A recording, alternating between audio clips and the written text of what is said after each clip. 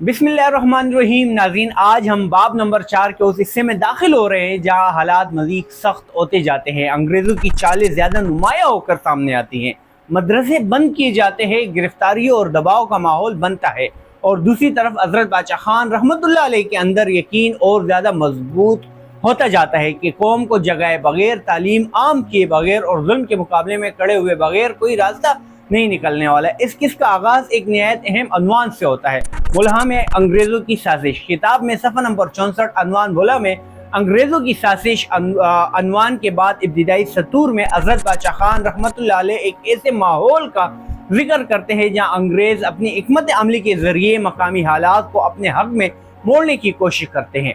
यहाँ हमें साफ नज़र आता है कि नौ आबादियाती हुकूमत सिर्फ बंदूक और ताकत से नहीं चलती थी, बल्कि साजिश, तकसीम, खौफ और मकामी लोगों को एक दूसरे के मुकाबिल खड़ा करने के जरिए भी अपना काम करती थी। नाज़रीन, यही पर काबिज ताकत का तरीका होता है।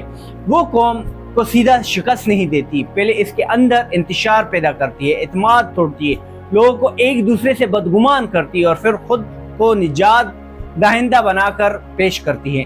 हज़रत बादशाह खान रहमतुल्लाह अलैह के बयान से महसूस होता है कि वो अंग्रेज़ हुकूमत की इस चाल को अच्छी तरह समझने लगे थे। सफ़ा नंबर 64 दरमियानी सतूर के मफहूम से ये भी ज़ाहिर होता है कि हज़रत बादशाह खान रहमतुल्लाह अलैह सिर्फ वाक़यात बयान नहीं करते, बल्कि इनके पीछे मौजूद ज़हनियत को भी पहचान रहे हैं। वो देख रहे हैं कि अंग्रेज़ जहाँ भी इख्तिलाफ का बीज जो है ना वो बो सकते हैं, वहाँ फ़ौरन हाथ डालते हैं, क्योंकि उन्हें मालूम होता है कि एक इंसान बेदार कौम को शिकस्त देना आसान नहीं, मगर एक बटी हुई कौम पर हुकूमत करना आसान हो जाता है। फिर बाद में एक बड़ा और दर्दनाक अनवान आता है, मदारिस की बंदिश।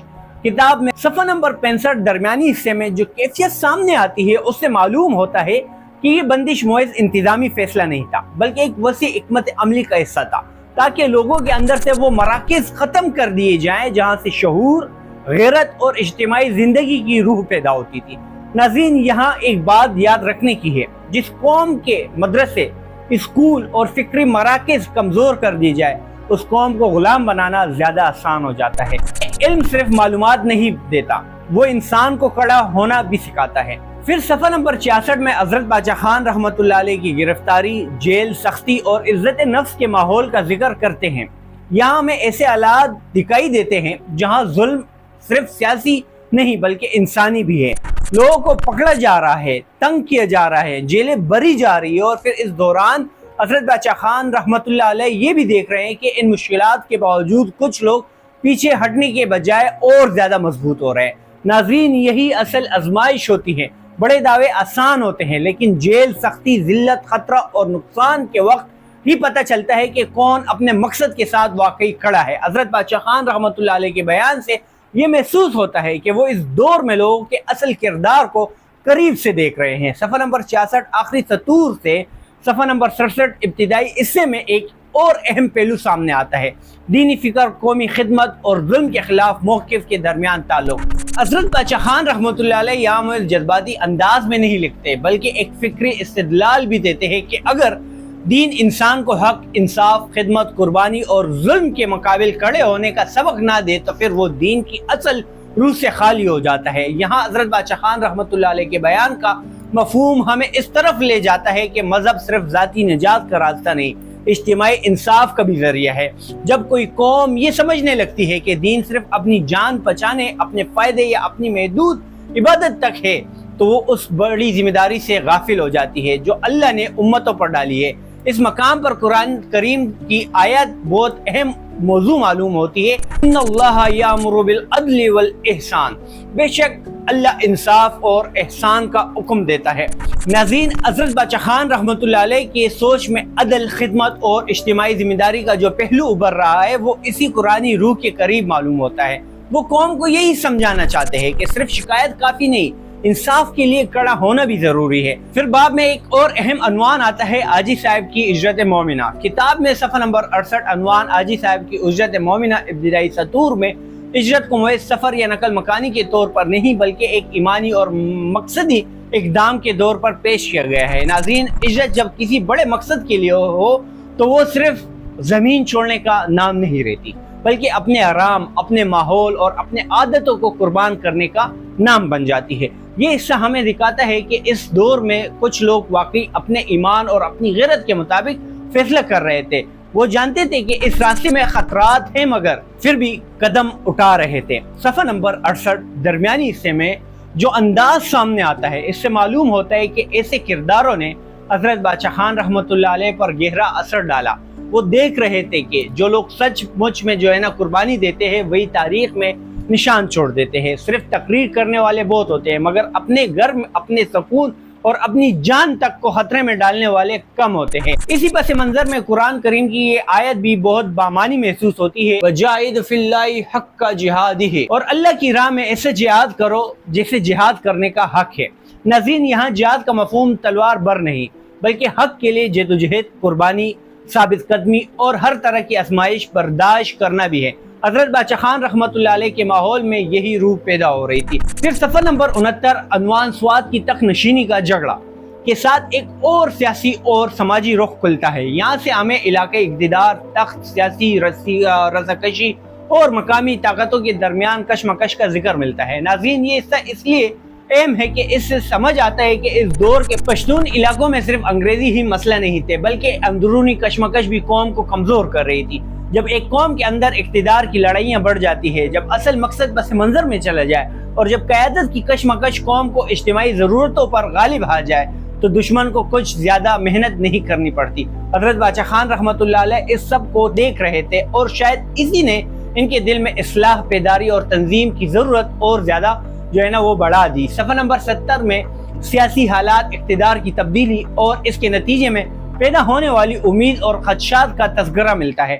ناظرین، یہاں ایک بار پھر ہمیں معلوم ہوتا ہے کہ حضرت بادشاہ خان رحمۃ اللہ علیہ سطحی واقعات نہیں دیکھ رہے بلکہ ان کے اثرات پر بھی غور کر رہے ہیں. اگر فلاں شخص آیا تو قوم کو کیا فائدہ ہوگا؟ اگر فلاں اقتدار میں گیا تو کیا ظلم کم ہوگا؟ اگر انگریز اس ساری صورتحال کو اپنے فائدے کے لیے استعمال کرے تو کیا بنے گا؟ یہ سوال ایک سنجیدہ ذہن کے سوال ہے. پھر صفحہ نمبر 71 میں بہت شخصیات، ان کے روابط اور ان کے باہمی اثرات کا ذکر ملتا ہے. یہاں سے محسوس ہوتا ہے حضرت بادشاہ خان رحمۃ اللہ علیہ اب صرف اپنے علاقوں کے نہیں بلکہ بڑے حلقوں اور بڑی شخصیات کے ساتھ جڑتے جا رہے تھے. یہ چیز بھی بہت اہم ہے کیونکہ ایک بڑے آدمی کی فکر اکثر بڑی صحبتوں، بڑے مشاہدوں اور وسیع رابطوں سے پختہ ہوتی ہے. پھر باب میں ایک نہایت اہم عنوان سامنے آتا ہے، انگریزوں کے مظالم. کتاب میں صفحہ نمبر 72 عنوان انگریزوں کے مظالم ابتدائی سطور میں حضرت بادشاہ خان رحمۃ اللہ علیہ انگریز حکومت کے ظلم، خوف، ناانصافی اور مسلمانوں خصوصاً آزادی کی فکر رکھنے والے لوگوں کے خلاف رویوں کا ذکر کرتے ہیں. ناظرین، یہاں بات بالکل صاف ہو جاتی ہے. انگریز اپنے اقتدار کو قائم رکھنے کے لیے صرف قانون نہیں چلاتے تھے بلکہ خوف کا ماحول پیدا کرتے تھے. لوگوں کو ایک دوسرے سے ڈراتے تھے اور ایسے الگ بناتے تھے کہ حق کی بات کرنے والا بھی کئی بار تنہا محسوس کرے.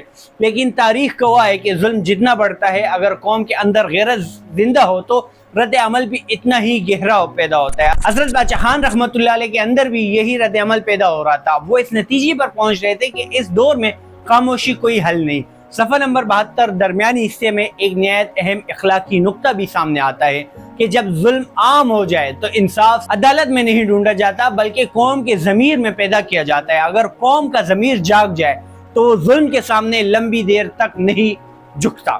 ایسے موقع پر قرآن کریم کی یہ آیت بہت ہی زیادہ مناسب ہے. وَلَا تَرْكَنُوا إِلَى الَّذِينَ ظَلَمُوا، ترجمہ اور ظالموں کے خلاف نہ جھکو. ناظرین، حضرت بادشاہ خان رحمۃ اللہ علیہ کے افکار میں جو سختی، غیرت اور ظلم سے بیزاری پیدا ہو رہی تھی، اس کے پیچھے یہی دینی روح بھی کار فرما دکھائی دیتی تھی. پھر صفحہ نمبر 73 میں پہنچ کر ایک اور فکری گہرائی سامنے آتی ہے. یہاں حضرت بادشاہ خان رحمۃ اللہ علیہ کے بیان کے مفہوم سے یہ سمجھ آتا ہے کہ انگریز کے مقابل کھڑے ہونے کے لیے صرف جذبات کافی نہیں بلکہ ایک صاف نظریہ، دینی بنیاد، قومی شعور اور مسلسل قربانی کی ضرورت ہے.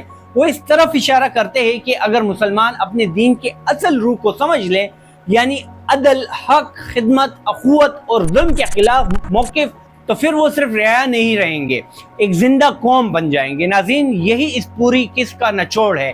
ان صفحات میں مدرسوں کی بندش بھی ہے، انگریز کی سازش بھی ہے، ہجرت بھی ہے، سیاسی جھگڑے بھی ہے، اقتدار کی کشمکش بھی ہے اور ظلم بھی ہے. مگر ان سب کے درمیان حضرت بادشاہ خان رحمۃ اللہ علیہ کی سوچ ایک مرکز پر جو ہے نا وہ جا کھڑی ہو جاتی ہے.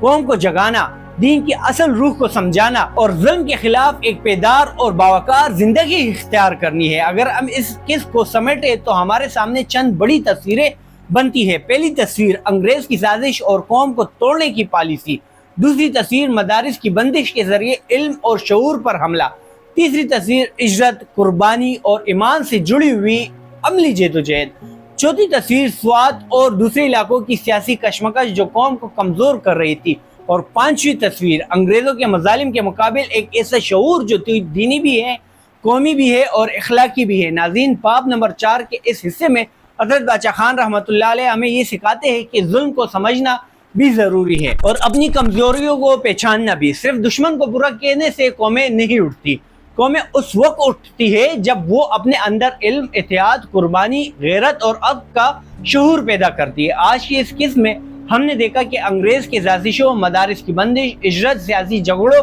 اور مظالم کے درمیان حضرت بادشاہ خان رحمۃ اللہ علیہ کی فکر کس طرح اور زیادہ واضح ہو جاتی ہے۔ یہ صرف حالات کا بیان نہیں، ایک بیدار ضمیر کی تشکیل ہے۔ اگلی قسم میں ہمیں اس باب کے اگلے حصے کی طرف بڑھیں گے اور دیکھیں گے کہ یہ شعور آگے چل کر کس طرح مزید عملی صورت اختیار کرتا ہے۔ اگر آپ چاہتے ہیں کہ اس تاریخی سفر کی کوئی بھی ایپیسوڈ آپ سے رہ نہ جائے تو ایچ پی نیٹ ورک کو ضرور سبسکرائب کیجئے، اس ویڈیو پر کمنٹ کیجئے اور بتائیں کہ اب تک جتنے بھی ایپیسوڈز ہوئے ان میں آپ نے سب سے اہم کیا بات جو ہے نا وہ سیکھی ہے۔ میں ہوں سکندر اور آپ دیکھ رہے ہیں ایچ پی نیٹ ورک۔ انشاءاللہ ملیں گے اگلی دفعہ، جب تک کے لیے اللہ حافظ۔